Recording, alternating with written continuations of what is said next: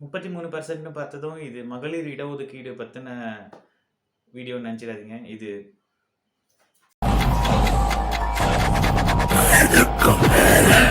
தனி ஒரு மனிதனுக்கு உணவில்லை எனில் ஜகத்தினை அழித்திடுவோம் அப்படின்னு பாரதியார் சொன்னார். ஆனால் இன்னைக்கு உலகம் அழிஞ்சிட்டு வர்றதுக்கு ஒரு முக்கியமான காரணம் அதே உணவு தான் அப்படிங்கிறது உங்களுக்கு தெரியுமா? ஆமாங்க, உணவால் தான்.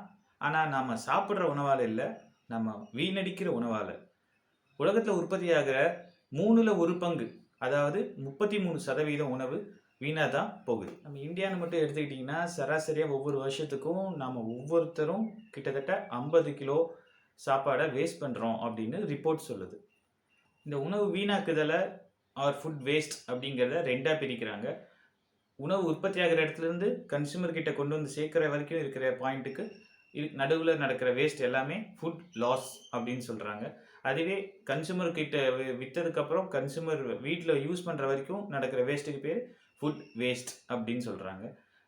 இந்த டோட்டல் சப்ளை செயின்லேயுமே, அதாவது உற்பத்தி ஆகிற இடம், அதை டிரான்ஸ்போர்ட் பண்ணுற இடம், அதை ஸ்டோர் பண்ணி வைக்கிற இடம், அதை ப்ராசஸ் பண்ணுற இடம், அதை விற்கிற இடம், கடைசியில் நம்ம வீடுகள் யூஸ் பண்ணுற இடம், இந்த டோட்டல் செயின்லேயுமே அதிகபட்சமாக வேஸ்ட் நடக்கிற இடம் நம்ம வீடுங்க தான். கிட்டத்தட்ட 40% வேஸ்ட் ஆகிற இடம் நம்ம வீடுங்க தான்.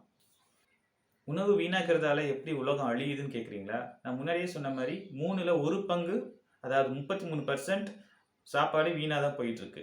அதாவது 33% டிமாண்டே இல்லாத ஒரு ஃபால்ஸ், ஒரு போலியான டிமாண்டுக்கு உற்பத்தி நடந்துட்டுருக்குன்னு அர்த்தம்.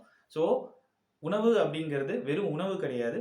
அதில் இன்வால்வ் ஆகிருக்கிறது நிலம், நீர், அதுக்கப்புறம் அதில் ஆயில், அதுக்கப்புறம் மேன் பவர், எல்லாமே சேர்த்து மணி, இது எல்லாமே அதில் இன்வால்வ் ஆகிருக்கு. நிலம்னு எடுத்துக்கிட்டிங்கன்னா இந்த மாதிரி இன்க்ரீஸ் ஆகிட்டே இருக்கிற டிமாண்ட், அதாவது ஃபால்ஸான டிமாண்டால் அதிகமான காடுகள் அழித்து அக்ரிகல்ச்சர் லேண்டாக மாற்றணும்.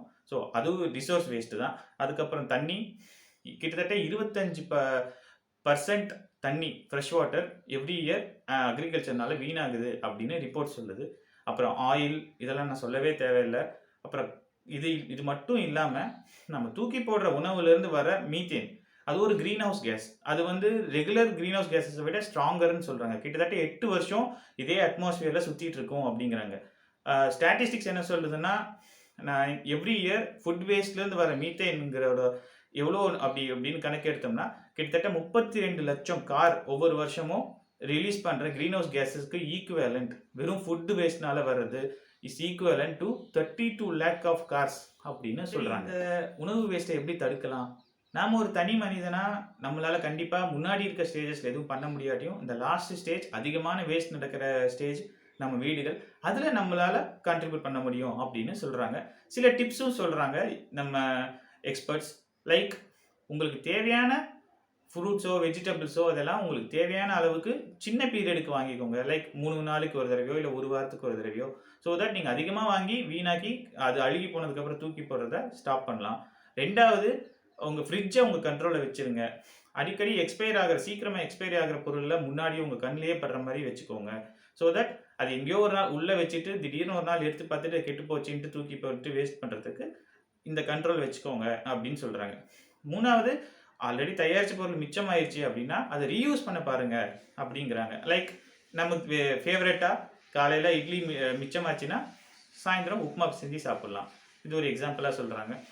அப்படியும் உங்களால் மிச்சம் ஆகுது அப்படின்னா தயவு செஞ்சு யாருக்காவது கொடுத்து அதை யூஸ் பண்ணுங்கள், அது உங்களுக்கு தர்மமாவது போகும் அப்படின்னு சொல்கிறாங்க. லாஸ்ட்டாக பெஸ்ட் பிஃபோருக்கும் யூஸ் பைக்கும் உள்ள டிஃப்ரென்ஸை தெரிஞ்சுக்கோங்க அப்படின்னு சொல்கிறாங்க. பெஸ்ட் பிஃபோர் அப்படின்னா அந்த ப்ராடக்ட்டு உங்களுக்கு கன்சியூம் பண்ணுறப்ப என்ன இருந்தால் பெஸ்ட்டோ அந்த கண்டிஷன்லேருந்து கொஞ்சம் இறங்கி இருக்கும், அவ்வளோதான். அதே யூஸ் பை அப்படிங்கிறது அந்த டேட்டுக்கு அப்புறம் எக்ஸ்பைரி ஆச்சுன்னா அதை நீங்கள் தூக்கி போட்டு தான் ஆகணும் அப்படின்னு சொல்கிறாங்க. லாஸ்ட்டாக முக்கியமாக உங்களால் முடிஞ்சால், உங்களுக்கு வசதி இருந்தால், இட வசதி இருந்துச்சுன்னா தயவு செஞ்சு ஃபுட்டை மேன்யூராவோ காம்போஸ்ட்டாக மாற்றுறதுக்கான பிளான்ட்டை போடுங்க அப்படின்னு சொல்கிறாங்க. இந்த மொத்த டிப்ஸையுமே நம்ம ஒரே லைனில் சொல்லிடலாம். அது அடிக்கடி நம்ம வீடுகளில் நம்ம பெரியவங்க, நம்ம அம்மா சொல்கிற விஷயந்தான். உனக்கு வேணுங்கிறத எடுத்துக்கோ, மிச்சம் வைக்காமல் சாப்பிட்டுடு, இந்த உலகத்தை காப்பாற்றுங்க. நன்றி. நமக்கு